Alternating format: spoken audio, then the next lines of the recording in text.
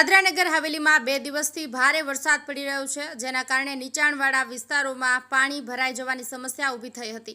Silvassa ring road અને landmark નજીક પાણી ભરાઈ જવાને કારણે વાહન ચાલકોને હાલાકી ભોગવવી પડી રહી હતી।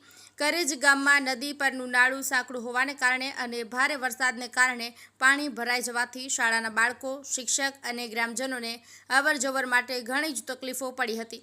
જીવના જોખમે વિદ્યાર્થીઓ પાણી ભરેલા રસ્તા પરથી પસાર થતા જોવા મળે છે। સેલવાસમાં 71.4 mm 2.81 ઇંચ અને ખાનવેલમાં 173.2 mm એટલે 6.82 ઇંચ વરસાદ પડ્યો છે। ઉપરવાસમાં ભારે વરસાદ હોવાને કારણે મધુબન ડેમમાં પાણીની આવકમાં સતત વધારો થઈ રહ્યો છે। મધુબન ડેમનું લેવલ 76 મીટર છે। ડેમમાં પાણીની આવક 48,838 ક્યુસેક છે અને પાણીની જાવક 73,036 ક્યુસેક છે। ડેમના 10 દરવાજા 1.50 મીટર ખોલવામાં આવ્યા છે। હવામાન વિભાગ દ્વારા હજુ પણ 2 દિવસ ભારેથી અતિ ભારે વરસાદની આગાહી કરવામાં આવી છે। દાનહ પ્રશાસન દ્વારા દમણગંગા નદીમાં પાણીની આવક વધવાને કારણે કિનારાના લોકોને સાવચેત રહેવા તાકીદ કરવામાં આવી છે। બંકિમ જાલમ, સેલવાસ।